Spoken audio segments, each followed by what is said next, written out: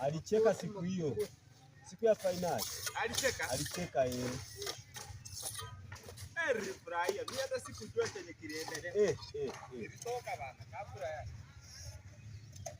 Unaona tu hapa game imekuwa ngumu. Baada ya kipenga kimepuliza. Sikutaka nione venye wanasherehekea. Lakini usiku tungeshinda. Barabara zote. Muziki. Ndio kwamba wanapenda. Tena nyangereta uongo. Ima. Na kitu ambacho na Manchester watakao kocha sasa amewakuferisha kila kitu. Watakuwa mfike kazi. Asajira lete wale wanaompenda jikole sijini na hapo amwambie nenda kwenda. Aete wote. Kama venye tena Haga alifanya. Na mwisho wa siku unaona tena Haga aliharibu timu sasa. Kwa sababu alinua wachezaji wenye hata hawezi kusaidia kitu. Lakini hata huyu bado hajanunua wenyewe. Hajaleta hata mtu kutoka Kenya ametoka. Alileta Dogo lakini hata Dogo ni mti. Kwani Dogo alitoka pale? Yaani mimi kwa kumleta Dogo kwa hii usajili wake bado ilinionyesha bado hakuna. Na makocha wana shida.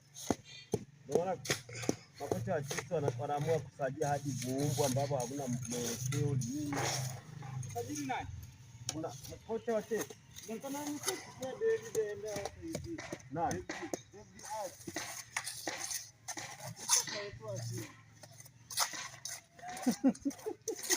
Toto nani?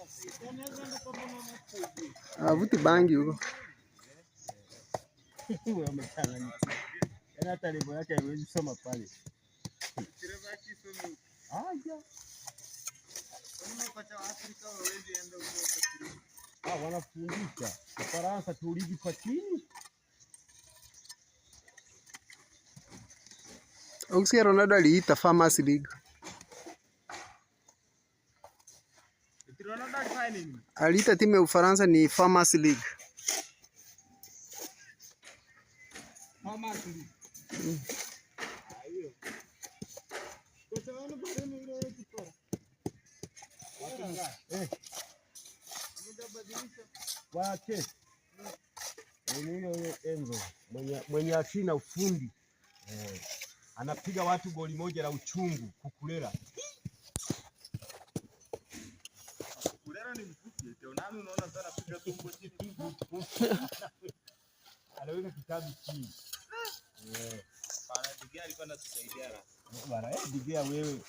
Yeye alikuwa mchenzi ba. Kuna golikipa mwingine mlikuwa naye kipindi cha Didier Drogba Van der Sar. Anajua haki ya Mungu michomo.